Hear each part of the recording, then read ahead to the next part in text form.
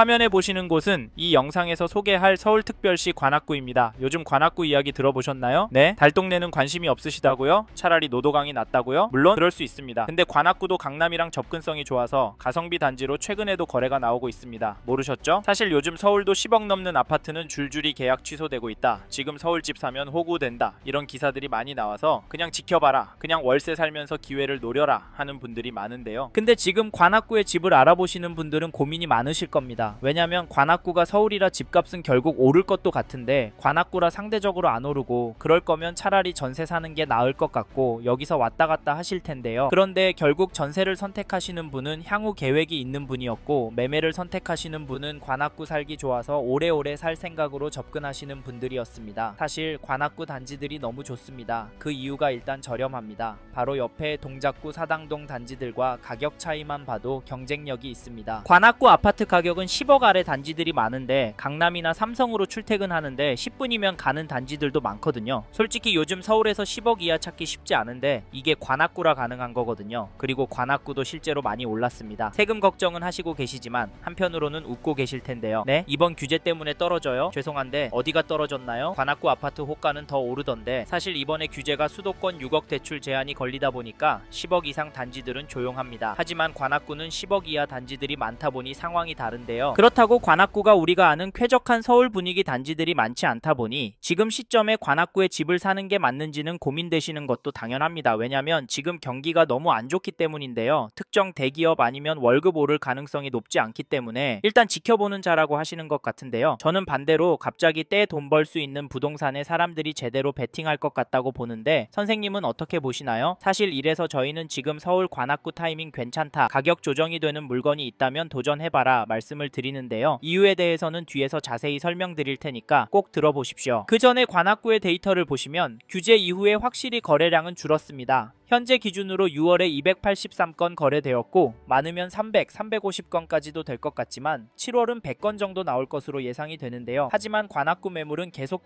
줄어들고 있습니다. 특별히 팔 이유가 없고 집값이 더 오를 것 같으니까 매물을 내놓고 있지 않는다고 보시면 되고 KB 매매 지수도 찾아보시면 화면에 보이시듯 계속 오르는 그래프가 나올 겁니다. 한 주 동안 0.101% 오른 것도 보실 수도 있으실 텐데요. 물론 규제 전 흐름일 거라 큰 의미가 있나 싶지만 그래도 전세 지수는 하락하는 흐름을 보이고 있습니다. 한 주 동안 0.002% 떨어졌는데요. 이상하게 전세가가 떨어지고 있습니다. 물론 서울 같은 동네는 전세가보다 매매가 흐름이 중요하긴 합니다. 근데 관악구 같은 경우는 특히 가성비로 인기가 많은 동네이고 비교적 저렴한 단지들이 워낙 많기 때문에 그냥 부담 없이 매매해라 하시는 분들도 여긴 안 오르니까 전세 살아라 하시는 분들도 있는데요. 솔직히 이 영상을 찾아서 보시는 분이라면 관악구에 집 사려고 알아보시는 분들 많으실 겁니다. 근데 관악구는 감당만 되면 집 사는 게 맞지 않나요? 선생님은 어떻게 생각하세요? 솔직히 저는 그게 맞다라고 보고 지금은 사는 게 맞다고 생각을 하고 있는데 사실 이 단지 흐름을 보면서 더욱 확신하게 되었는데요. 관악구에서 사람들이 관심이 많은 단지인 2004년 8월 준공된 2104세대 관악 푸르지오 전용 59제곱미터 거래 내역을 보시면 7월 12일에 19층 물건이 8억 7천만원에 거래가 되었고 7월 11일에는 4층 물건이 8억 2,200만원에 거래가 되었고요. 10일에는 110동 4층 물건이 8억 3천만원에 거래가 되었습니다. 거래된 가격은 계속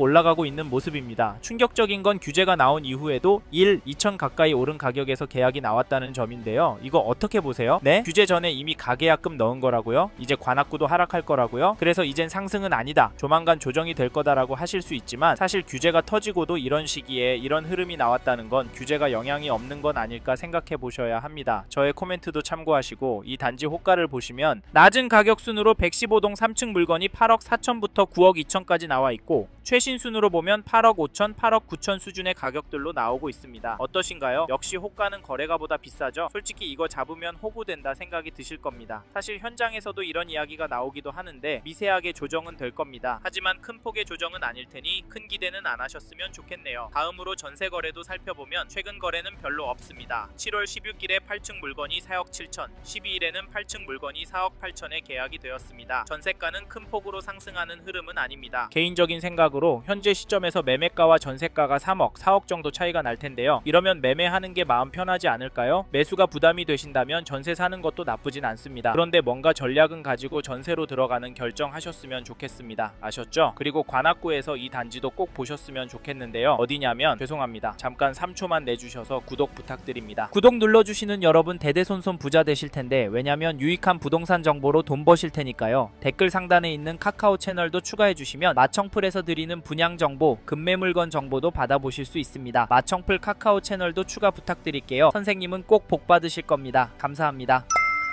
이번에 살펴볼 단지는 2007년 입주한 신림푸르지오 2차입니다. 편의시설이 부족하긴 하지만 근처에 도서관도 있고 초등학교도 가까이에 있고 무엇보다 서울에서 가성비 좋은 가격으로 집을 살 수 있다는 점이 많은 분들이 관심을 갖게 만들고 있는 단지인데요. 이 단지 전용 59 거래 내역을 보면 7월 12일에 107동 3층 물건이 6억 2천만원에 거래가 되었고요. 7월 5일에는 107동 7층 물건이 6억 4천만원에 계약이 되었습니다. 4월 14일에는 6억 2,500의 거래도 나왔는데요. 거래가 4월에 있었고 바로 다음 거래가 7월이다 보니 이게 뭔가 싶지만 기간 무시하고 가격만 보시면 계속 상승하고 있습니다. 7월 5일은 규제가 나온 이후이긴 하지만 가격은 올라가고 있는데요. 왜 이런 거래가 규제 나오고 갑자기 나왔을까요? 호가를 살펴보면 낮은 가격 순으로 107동 고층 물건이 6억 7천부터 최고가 7억까지, 최신 순으로 보시면 6억 7천, 6억 8천, 7억 매물들이 나오고 있습니다. 개인적으로 호가는 거래된 가격에 비해서 높다라고 보이는데 선생님은 어떻게 생각하시나요? 제 말에 공감이 좀 가시나요? 사실 호가는 좀 높습니다. 높게 올려놓고 조정하는 부분도 있고요. 매도인은 더 받고 싶은 마음을 항상 가지고 있기 때문인데요. 하지만 현재로선 가격 조정은 쉽지 않은 분위기입니다. 물론 호가에서 2천 에누리는 가능할 것 같지만 최근 거래된 가격 수준으로 조정은 어려워 보이는데요. 이럼에도 불구하고 지금 호가에서 약간 조정이 가능할 때 잡으라 조언을 드리고 싶은데요. 사실 지금 사셔라라고 말씀을 드리는 이유는 지금 조용조용 한다고 하지만 규제 때문에 주춤하고 있지만 저희는 결국에는 관악구는 물론이고 더 나아가 전국적으로도 오를 거라고 생각하기 때문인데요. 지금 시장은 갑자기 조용해졌습니다. 그런데 이 와중에 모두가 지켜보는 게 아니라 일부는 수도권 밖에 천안으로, 청주로 좀 더 멀리는 대구로 나아가고 있고요. 많지는 않지만 거래는 나오고 있습니다. 전국적으로도 가격은 그렇게 많이 떨어지진 않았고요. 더 중요한 건 관악구와 가격 흐름이 관련이 있는 강남 서초권 단지들은 여전히 높은 가격에 거래가 되고 있고요. 호가는 상상 초월 수준입니다. 근데 사람들은 왜 지방으로 넘어가는 걸까요? 이런 시국이라면 같이 넘어가야 하지 않을까요? 죄송하지만 그게 맞을 수 있는데요. 저희는 그럼에도 인기지역으로 잡으셔라. 관악구보다 더 괜찮은 동네 가실 수 있으면 대출 규제가 들어왔으니까 관악구가 마지노선이라면 약간이라도 조정이 가능할 때 잡으시라 말씀을 드립니다. 왜냐면 결국에는 오를 거라고 보거든요. 네? 소설 쓰지 말라고요? 그럼 요즘 주식은 왜 오르는 건가요? 돈이 몰리니까 오르는 거잖아요. 부동산도 똑같습니다. 저는 부동산도 자산의 한 형태이고 여전히 서울시 그리고 관악구 아파트를 돈 될 곳으로 보는 분들이 많기 때문에 최종적으로 돈이 많이 몰려서 오를 수 있다고 보고요. 여기에 서울 전체적으로도 공급이 부족한 게 눈으로 보이니까 다른 동네 아파트도 괜찮지만 수요가 꿋꿋하고 가격 흐름도 좋은 서울 관악구 아파트 괜찮다고 말씀을 드리는 겁니다. 이 점도 참고하시고 그러면 어떤 단지를 사시면 좋겠냐 물으실 텐데 이건 어디가 좋다라고 꼭 집어드릴 수는 없고요. 입지와 거래량 위주로 보시고 단지 선별을 하시라 말씀을 드리겠습니다. 어렵게 느껴지신다면 메일 보내주시면 시간이 되는 한 답변을 드리도록 하겠습니다. 연락 주십시오.